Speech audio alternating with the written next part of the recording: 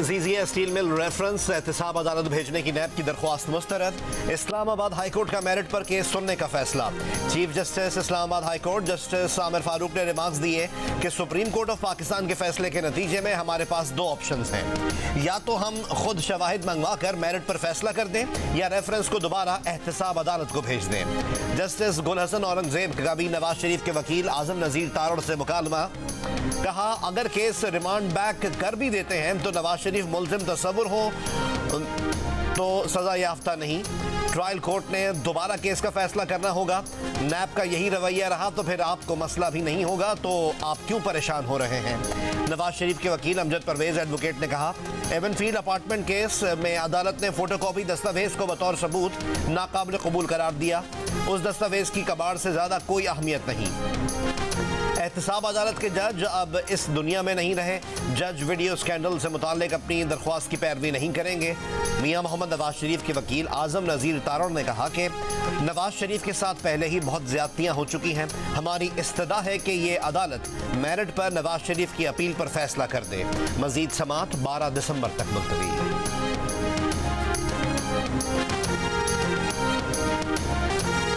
TikTok, गालम गलोच और gate number 4 की सियासत नहीं आती। अवाम पर एतमाद करते हैं और उन्हीं से मदद मांगते हैं। चेयरमैन पीपल्स पार्टी बिलावल भुट्टो जरदारी का शांगला में जलसे से खिताब। कहा मुल्क में कोई सियासतदान नहीं जिसे अपना मुखालिफ कहें। तमाम सियासतदानों को करीब से देख लिया, उनके पास मुल्क के मसाइल का हल नहीं। पुराने सियासतदानों की सियासत अनापरस्ती और नफरत पर मबनी है। बिलावल भुट्टो जरदारी ने कहा कि वो वाहिद सियासतदान है जिसके हाथों पर करप्शन का कोई दाग नहीं। अपनी जेब के बजाय मुल्क के मजदूरों की जेब भरना चाहते हैं। इख्तिदार मिला तो 5 साल में तनख्वाहें डबल कर देंगे।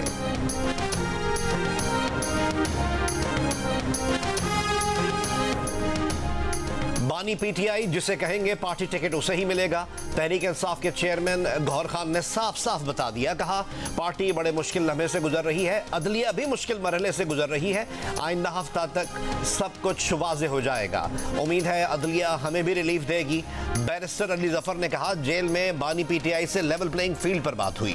मुकदमात से मुताल्लिक भी कानूनी मुशावरत की गई। बानी पीटीआई का कहना है कि सुप्रीम कोर्ट ऑफ पाकिस्तान के अहकामात की पाबंदी होनी चाहिए।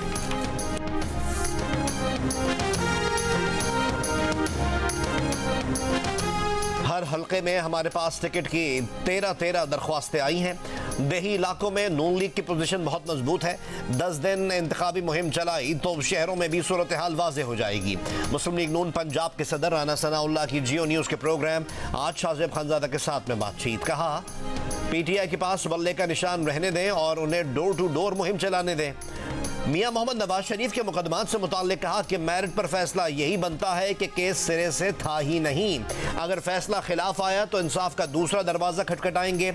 मेरा ख्याल है कि 12 दिसंबर को केस का फैसला आ जाएगा।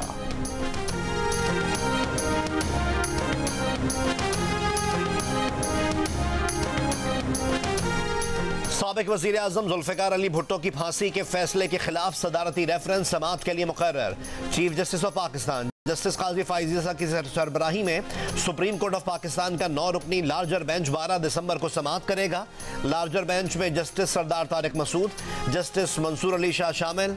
पीपल्स पार्टी हुकूमत ने 2011 में उस वक्त के सदर आसिफ अली जरदारी के जरिए सुप्रीम कोर्ट ऑफ पाकिस्तान में रेफरेंस दायर किया था।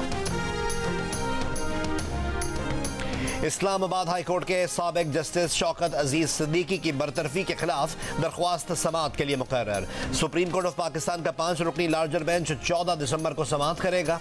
Chief justice of Pakistan justice Qazi Faez Isa 5 रुकनी लार्जर बेंच की सरबराही करेंगे। चीफ इलेक्शन कमिश्नर ने कहा है कि चंद रोज में इलेक्शन शेड्यूल दे दिया जाएगा। पोलिंग 8 फरवरी को होगी।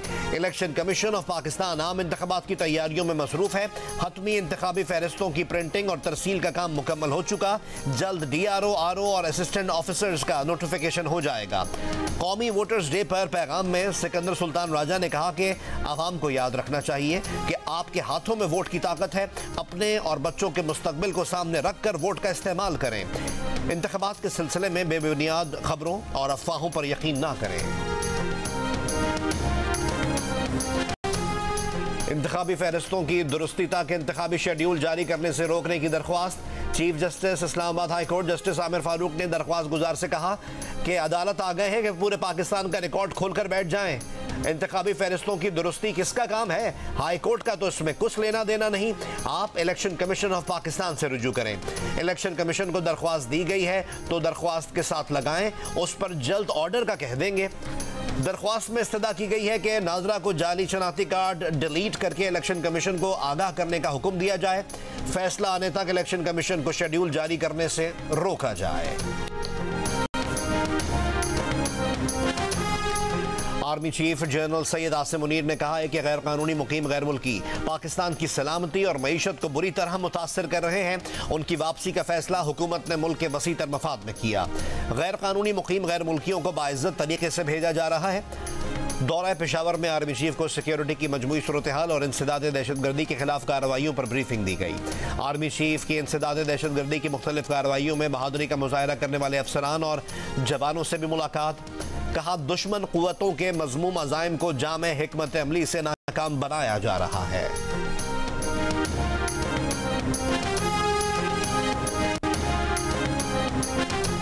इसराइल को मुताद्दिद मुल्कों से फौजी साजो सामान से भरे 200 कार्गो तैयारे मिले हैं। 7 अक्टूबर से अब तक 10,000 टन से ज्यादा फौजी साजो सामान इसराइल पहुंचा है। इसराइली वजारत दिफा ने तस्दीक कर दी। बताया कि इस फौजी साजो सामान में हथियार, गोला बारूद और फौजी गाड़ियां शामिल हैं। अमरीकी मीडिया के मुताबिक इसराइली वजारत दिफा ने दिफाई इमदाद देने वाले मुल्कों के नाम नहीं बताए। दूसरी जानिब बमबारी के शिकार निहत्ते फलस्तीनियों पर पानी भी बंद है। रफा क्रॉसिंग से इमदादी सामान तक गजा ले जाने की इजाजत नहीं।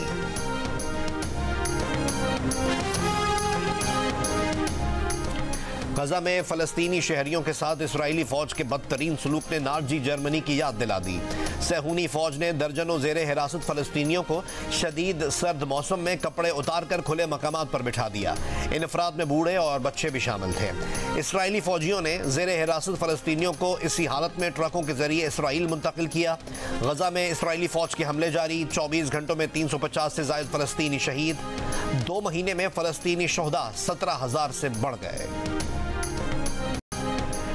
हमास से झड़प के दौरान पिछले इसराइली आर्मी चीफ गाडी आइजनकोट का बेटा गाल आयरनकोट हलाक हो गया। गाल के वालिद साबिक इसराइली आर्मी चीफ मौजूदा काबीना में वजीर भी हैं। खान यूनुस में एक झड़प के दौरान एक इसराइली मेजर भी मारा गया। गजा में जमीनी कार्रवाई के दौरान हलाक होने वाले इसराइली फौजियों की तादाद 89 हो गई। पाकिस्तान में बरतानवी हाई कमिश्नर जेन मैरियट की मौलाना फजलुर रहमान से मुलाकात। अफगानिस्तान में खवातीन की तालीम के लिए मौलाना फजलुर रहमान से ताउन की अपील। मौलाना फजलुर रहमान ने कहा खवातीन की तालीम के हामी हैं, लेकिन अफगानिस्तान का इस्लामी और पश्तून पस मंजर सामने रखें। अफगानिस्तान में खवातीन और बच्चों की तालीम पर परेशान होने वालों को गजा की खवातीन और बच्चों पर तवज्जो देनी चाहिए। गजा में इंसानी हुकूक पामाल हो रहे हैं।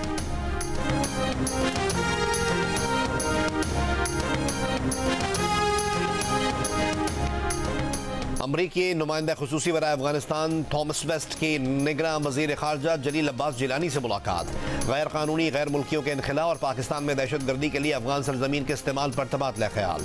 अमरीका में आबादकारी के मुंतज़िर 25,000 अफगानियों के इनखला पर गुफ्तगू की गई।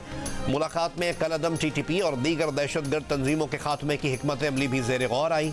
तर्जुमान दफ्तर ख़ारजा का कहना है कि आला अमरीकी ओहदेदारों के दौरे पाकिस्तान का महवर सिर्फ अफगानिस्तान नहीं, मुलाकातों में मुख्तलिफ तहफ़्फ़ुज़ात पर बात की गई। अमरीकी हुक्काम से उन उमूर पर बात करेंगे जिन पर पाकिस्तान को एतराज़ात हैं।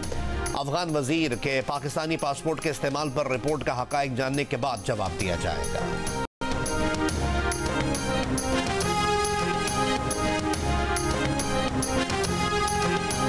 इस्लामाबाद हाई कोर्ट ने FIA को बुशरा बीबी और लतीफ़ खोसा की लीक्ड ऑडियो के फॉरेंसिक का हुक्म दे दिया। जस्टिस बाबर सत्तार का दरख्वास्त की कॉपी DG ISI को भिजवाने का हुक्म। कहा FIA, पैमरा और PTA को नोटिस जारी करते हैं।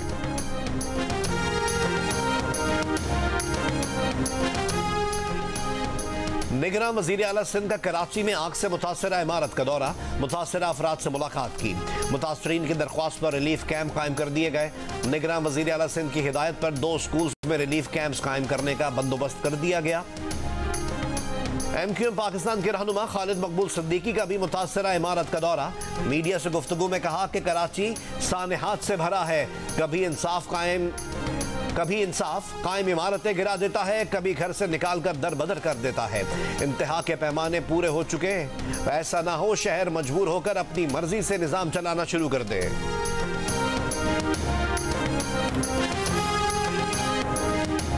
स्टॉक एक्सचेंज में जुमेरात को भी मुस्बत रुझान। 100 इंडेक्स बुलंद तरीन सतह पर 64,958 पॉइंट्स को छू गया।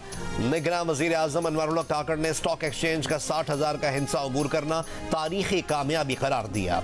पाकिस्तान स्टॉक एक्सचेंज के तहत पाकिस्तान की बेहतरीन कंपनीज को अवार्ड देने की तकरीब से खिताब करते हुए कहा, हुकूमत सरमायाकारी के फरोग के लिए खुसूसी इक़दाम कर रही है।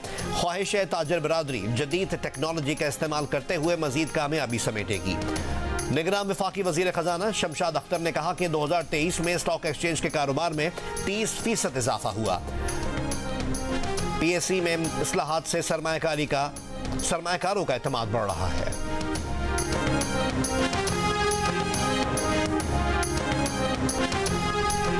नून लीग के सदर शहबाज शरीफ से मुलाकात में सियासी शख्सियात का नून लीग में शमूलियत का ऐलान।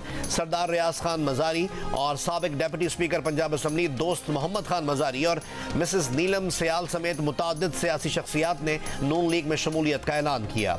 मियां शहबाज शरीफ ने कहा कि महंगाई से आवाम को निजात दिलाने के लिए नवाज शरीफ के हाथ मजबूत करने हैं। पाकिस्तान को मुआशी तौर पर पैरों पर खड़ा करने की जद्दोजहद सब मिलकर करेंगे।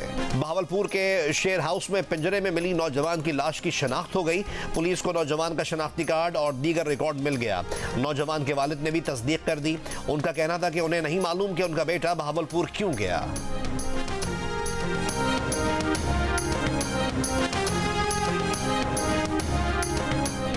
डेनमार्क में कुरान पाक की बेहरमती गैर कानूनी करार दे दी गई। डेनमार्क की पार्लियामेंट में बिल मंजूर कर लिया गया। डेनमार्क और स्वीडन में कुरान पाक की बेहरमती के वाकयात हुए थे।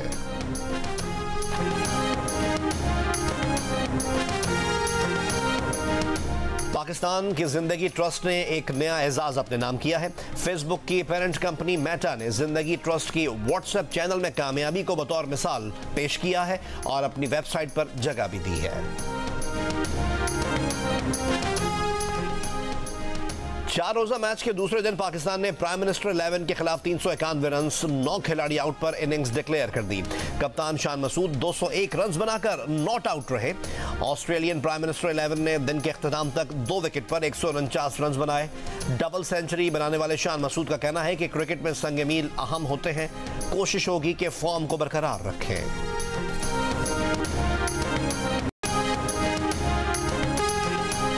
पाकिस्तान सुपर लीग 9 के प्लेयर्स ड्राफ्ट से कबल टीम्स ने रिटेंशन का ऐलान कर दिया। लाहौर कलंदर्स ने शाहीन आफरीदी, राशिद खान और हारिस रऊफ समेत 8 प्लेयर्स को बरकरार रखा। फखर जमान को रिलीज कर दिया। शादाब और आजम इस्लामाबाद की टीम में बरकरार। कराची ने मोहम्मद आमिर, कोयटा ने मोहम्मद नवाज को रिलीज कर दिया है। पाकिस्तान सुपर लीग का प्लेयर ड्राफ्ट 13 दिसंबर को लाहौर में होगा।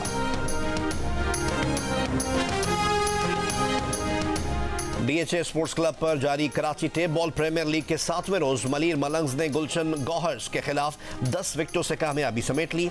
दूसरी इनिंग्स में 83 रन का हदफ मलीर मलंग्स ने 5वें ओवर में हासिल कर लिया। दूसरा मैच जौहर जवान्स और लियारी लेजेंड्स के दरमियान जारी है। इवेंट के मैचेस देखिए जियो सुपर से बराह रास्त।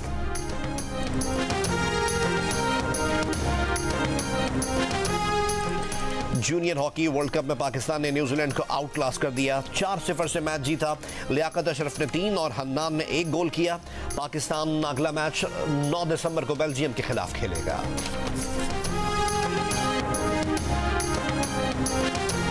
दिल का रिश्ता ऐप के जरिए खातून ने अपने शौहर की दूसरी शादी करवा दी। खातून का कहना है कि उनकी इस शादी को 15 साल हो गए थे। ख्वाहिश थी कि बच्चे आंगन में खेलें, इसलिए शौहर की दूसरी शादी करवाई है। सोशल मीडिया पर तस्वीर वायरल होने के बाद दिल का रिश्ता ऐप के सार्फिन ने खातून की हिम्मत को खूब दाद दी।